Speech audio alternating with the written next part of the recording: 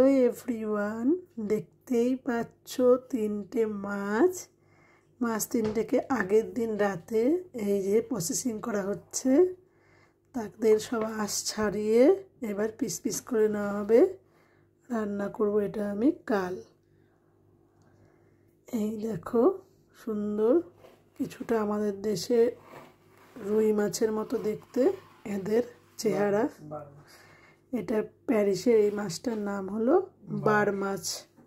এইটা এখন আমার বর কেটে ধুয়ে পিস পিস করে দেবে। আঁশ ছাড়ানো হয়ে গেছে, ওই আঁশ ছাড়িয়েছে। ওকে, কাল আবার রান্নার সময় দেখা হবে। এখন মাঝে রাত 12টা 15। এখন আমাদের মাছ কাটা পুরো কমপ্লিট, বেশিক্ষণ লাগেনি। এই যে পিস পিস করে নিয়েছি, এবার রান্নার পালা।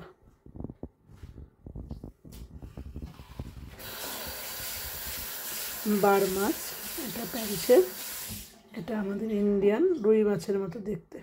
রুই মাছের ভাইটাই হবে আর কি। তো নামিয়ে দিয়েছি, ভাত আমার হয়ে গেছে। এই দেখো, এটা হলো প্যারিসের স্যালাড মূলো বলে, সবাই কাঁচাও খেয়ে নেয় ধুয়ে ভালো করে। এখন আমি এই শাকটা রান্না করব। মূলোর পাতাটা, ছোট ছোট মূলো, বেবি মূলো, এগুলো ডালে দিলে কিন্তু বেশ টেস্ট লাগে, মাছের ঝোলে দিলেও ভালো লাগে। আর আমি ইন্ডিয়ান দোকান থেকে নিয়ে এসেছি বরবটি, লাফা বলে এগুলোকে, আর নিয়ে এসেছি কাঁচা লঙ্কা। আর রান্না হবে মাছ, প্যারিসের মাছ, প্যারিসের রুই মাছের মতো দেখতে, তো আমি প্যারিসের রুই নাম দিয়েছি। দিয়ে দেবো একটু পেঁপে তার সাথে। এগুলো আমি কেটে নেব।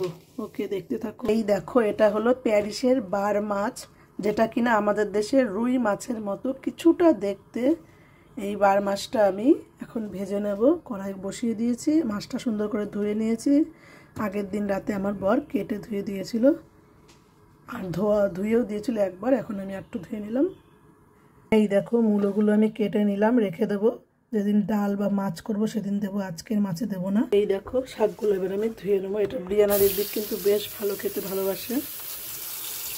দুটো মাশরুম কেটে নিই, ওদেরকে একটু ভেজে দেবো, ব্রিয়ানার দিক ভালো খাবে। আর এদিকে মাছটা আমার ভাজা হচ্ছে, আর একবার ভাজবো। আর একটা আমার সবজি কাটা হয়ে গেছে। নিয়ে নিয়েছি লাফা বা বরবটি, পেঁপে আর আলু, এগুলো সব ধুয়ে নেবো। আর এদিকে মূলোর শাকটা আমি ভিজিয়ে রেখেছি। মাছটা আমার পুরো ভাজা হয়ে গেছে, আর একটুখানি দিয়ে দেবো অলিভ অয়েল, বেশি দেব না। এবার আমি এই মাছ ভাজার তেলেই বসিয়ে দেবো তরকারিটা। আলু আর পেঁপেটা ভাজা ভাজা করে নেবো। দিয়ে দিয়েছি কালো জিরা ফোড়ন, সবজিগুলো দিয়ে দেবো। সবজিগুলো আমি ভেজে নিচ্ছি সুন্দর করে, সব দেওয়া হয়ে গেছে। বরবটিটা এখন দেবো না, বরবটিটা পরে দেবো, মশলা কষানো হয়ে যাবে তারপর দেবো, কারণ বরবটিটা কচি কচি গলে যাবে। আলু আর পেঁপেটা আমার ভাজা ভাজা হয়ে গেছে। এখন আমি দিয়ে দেবো আদা, টমেটো, কাঁচা লঙ্কার এই পেস্টটা, আর দিয়ে দেবো জিরে ধনে বাটা। দিয়ে দিয়েছি ধনে জিরে বাটা, টমেটোর পেস্টটা, আর একটু হলুদ আর নুনকে দিয়ে ভাজা ভাজা করেছিলাম। এবার এটা কষিয়ে নেবো আমি। আর এইদিকে কড়াই বসিয়ে দিয়েছি, দিয়ে দেবো কড়াইতে তেল, শাক ভাজা করে নেবো। এই দেখো, শাকটা আমি কেটে নিয়েছি, মূলোর শাক, লঙ্কা চিড়ে নিয়েছি। এবার কালো জিরে ফোড়ন দিয়ে বসিয়ে দেবো। এই দেখো, শাকটা কড়াইতে আমি দিয়ে দিয়েছি, গলেও গেছে। আর নুন আর একটু হলুদ দিয়ে দিয়েছি। এবার একটু ভাজা ভাজা করে নেবো। একটুখানি তেল দিয়েছি, যেহেতু বিরিয়ানির দিক খাবে এটা। মশলাটা আমার কষানো হয়ে গেছে প্রায়। এখন দিয়ে দেবো লাফা বা বরবটিগুলো, একটু কষিয়ে নেবো।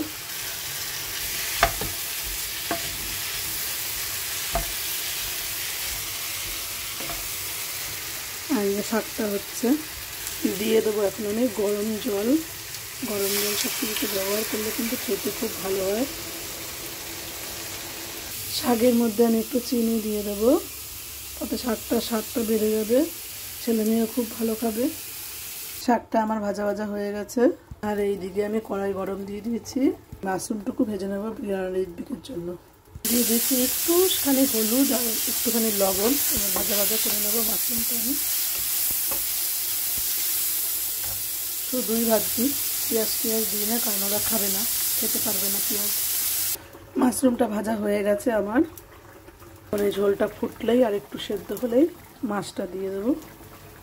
ঝোলটা প্রায় ফুটে এসেছে, অনেকক্ষণ ধরে ফুটাচ্ছি, কারণ পেঁপেটা একটু শক্ত হয়ে থাকে তো। আমাদের দেশে যেরকম সিদ্ধ হয়ে যায়, কিন্তু এখানে একটুখানি দেরি হয় সিদ্ধ হতে। মাছগুলো আমি দিয়ে দিচ্ছি, মাছটাও তো ফুটবে। দিয়ে দিলাম, একটু ফুটলেই নামিয়ে নেব। দিয়ে দেবো একটু এলাচ থেতো করে, কারণ এলাচ থেতো করে দিলে খেতে ভালো লাগে। তোমরা একটু ট্রাই করে দেখো নামানোর আগে। গরম মশলা না, শুধু এলাচ থেতো করে দিলে টাটকা মাছে খেতে কিন্তু বেশ লাগে। এই যে মাছটা আমার হয়ে গেছে, এবার আমি নামিয়ে নেব। মাছটা আমার হয়ে গেছে, ওকে। এখন রান্নাঘরটা পরিষ্কার করব, করেই বিরিয়ানির বিদ্যা আনতে যাব।